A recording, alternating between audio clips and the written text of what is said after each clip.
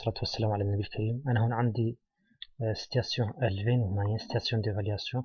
نخلص أولا من اللي قال لي بيه شنو هو، هاك بداك نحاول كان نجاوب على الأسئلة اللي تطلب مني. قال لي ton père a un terrain rectangulaire de 80 mètres de longueur et dont la largeur est la moitié، نطرح بالي هذه الكلمة la moitié de la longueur.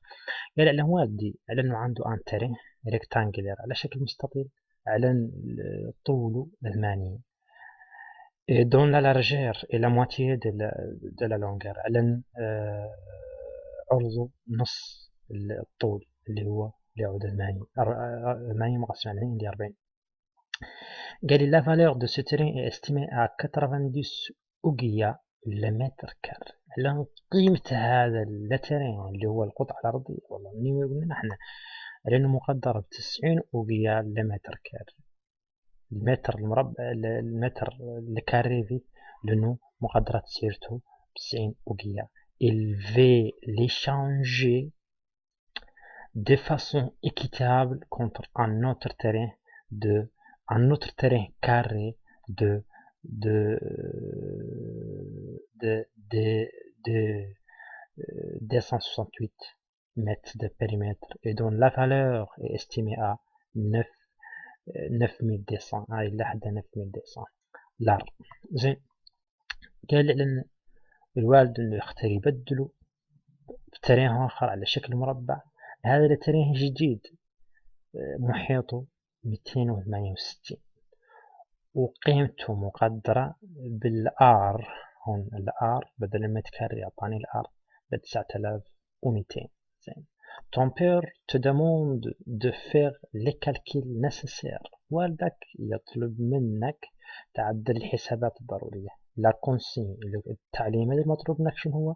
دلالة المطلوب منك قال لك calcule pour ton père la différence entre le prix de deux terrains et dis-lui qui doit payer la différence. قال لك انك تكالكيل تحسب لوالدك الفرق بين ثمن دي تريه وتقول له ذا اللي يعطو يدفع الفارق. إذن نحن هنا تياها نبدأ به تريه الوالد تريه على شكل ريكتانجلر أعطانا لونجيرو وأعطانا ضمنيا لارجيرو وقال لنا لأنه عبارة عن نص اللونجيرو، وأنا لارجيرو هنا عاد 80 مقسم على 2 اللي هي 40.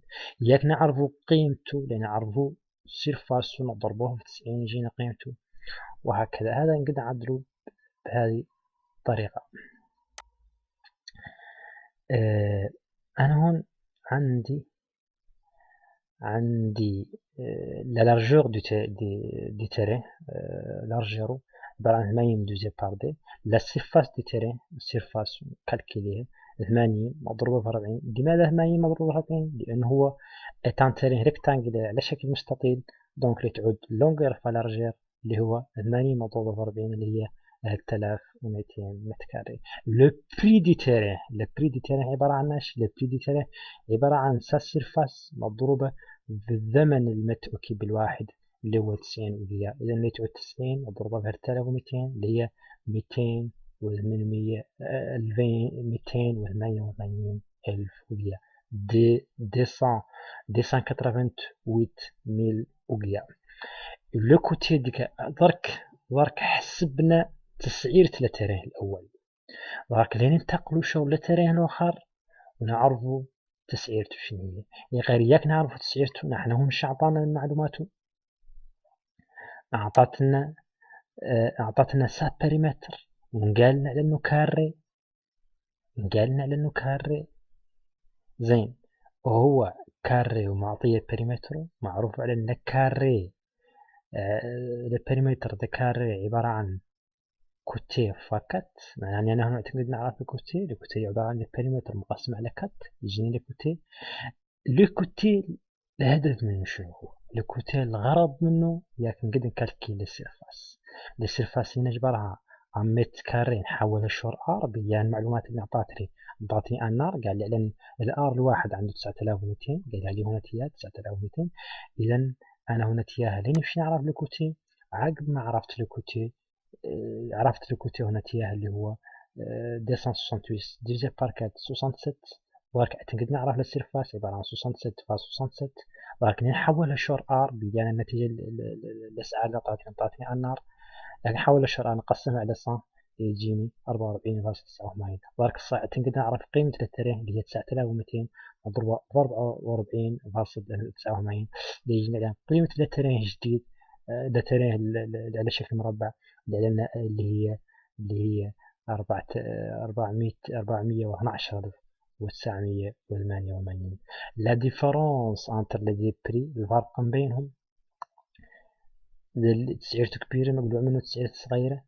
هذا الترين المربع مقلوع منه ترين ريكتانجلر اللي هي 200,124,988.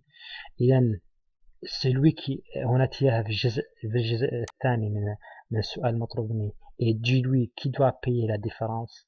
معروف على أنه اللي يدفع la différence اللي عنده أقل قيمة اللي هو ترين الوالد اللي أقل من ذلك، وبالتالي يالطو c'est le père qui doit payer la différence. donc هذه المشكلة فاتونتيها، وأتمنى لكم التوفيق، والسلام عليكم ورحمة الله تعالى وبركاته.